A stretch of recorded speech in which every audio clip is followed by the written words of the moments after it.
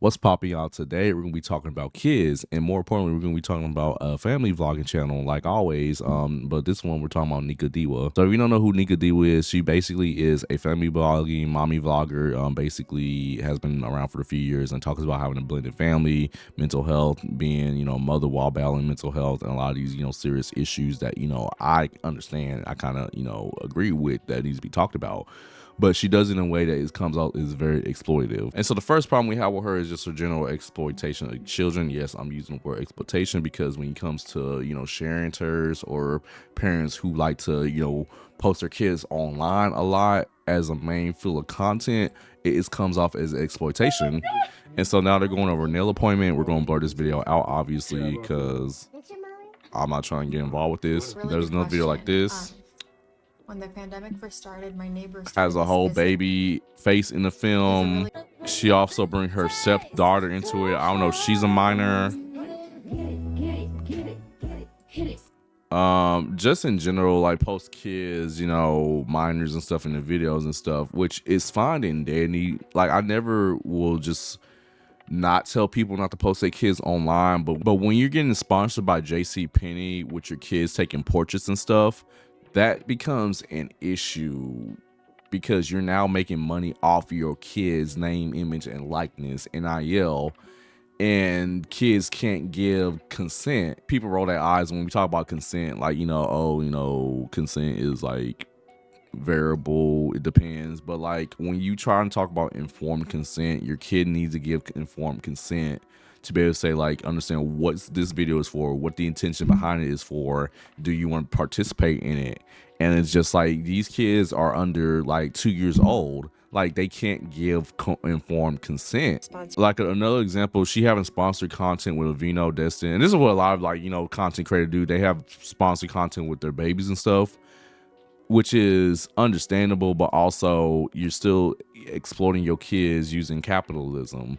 And I think the argument a lot of people will say against informed consent with children is like, well, apparently their money will be used and eventually to take care of them or whatever. Like it should trickle down to the kids, and that's not always the case because parents. You've seen examples. Jeanette McCurdy is a prime example of this, of parents being greedy and then taking the money for themselves or just like exploiting their kids just to get more money. So no, I don't agree with this. Like these kids, as far as I know, are paid actors. They're not just your kids. If they're being used for capitalistic purposes for ads and stuff for JCPenney and Aveeno. But the biggest thing about this is that oftentimes, in her content, she often focuses on the babies or her husband's race a lot more than what it needs to be. He's Filipino, he's Nigerian, so they have mixed babies. And so when you have videos like my Nigerian husband who never cries is weeping watching The Sound of Music, it might be cute at the onset, but it's more so, why do you have to mention the Nigerian part? I feel like toxic masculinity exists in many different races, many different spheres, and men across time. Like men don't know how to cry, know how to express emotions, whatever. But why do you think you should express not my Nigerian husband who never cries or weeps, always watching The Sound of Music? Like it just feels like off-putting to me. Another example, she says, for anyone who spent the holidays with your partner, your baby looks like you too. Oftentimes, she probably had to deal with, people coming up to her saying like, oh, is that your baby? I'm pretty sure oftentimes people come up to ask her like, oh, is that your kid? Oh, really? I didn't know that. Oh, like y'all mixed or whatever. You have a black man as a husband. I get it. Like I'm a black man. Like I get that too, especially I've dated like interracially before. Like having stares, having people look at us like weird, and I can't imagine being a parent, having children, be involved with that too. That's another added layer.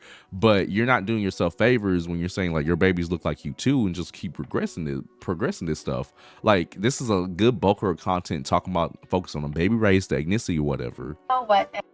Basically asking my Nigerian Filipina toddler if she knows where she's from. Ethnicity you are? No? Where's mommy from? No. Mom. Like these are conversations you shouldn't be posting on the internet. This is a conversation you have behind closed doors at the dinner table and like talk about your baby's race and history. I have no problems with the conversation happening like that, but these should not be happening on an internet full of racism, also creepers, PDF files. It's just something that you should not be doing on the internet. Now, next thing I want to bring up with this content creator is that she does talk about mental health a lot, and a lot of it comes from her past, trauma from, dealing with SA as a child, as well as dealing with, what trauma from her previous relationships and stuff. And so I'm not going to demonize her. I'm not going to have a hit list campaign on her. This is not what this is, but this is a serious conversation about how do we talk about this in online spaces, because oftentimes she comes off as just exploiting this topic as getting more money and stuff. Because the first example, you brought a kid's baby monitor to Thanksgiving because you know the statistics. Now, what she's insinuating is that, there is the statistics that your child is going to be SA, not by a stranger, not by some guy in a random van, not by a teacher, whatever. They're going to be SA by a family member, by another kid, by someone else. So essentially, she making a PSA saying that, hey, watch out for family settings, because I've known, from a lot of people who've been SA this way. You got that play uncle, play cousin. You got that cousin's brother, sibling.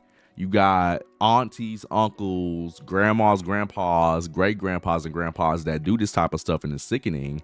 But the way that I have an issue with her with it. But tell me why, like, you talk about you need to protect your kids, but you got your kids' face in all these photos, all these places to see. I should not be able to Google search your kid off the internet, just like, splicing a space and just looking at on Google Images. Like, it's so hypocritical in many ways.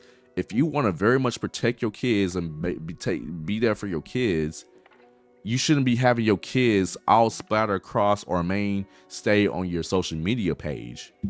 Another part of this too is that, she keeps making this content saying like one adult missing at a family function to watch over kids. I just know too much. Like, you have your kids all in the video, whatever. You're doing more harm than probably what they might be exposed to. And I don't know the house, so I'm not trying to say whatever, but you're not doing yourself any favors by having your kids plastered on the internet for millions to see.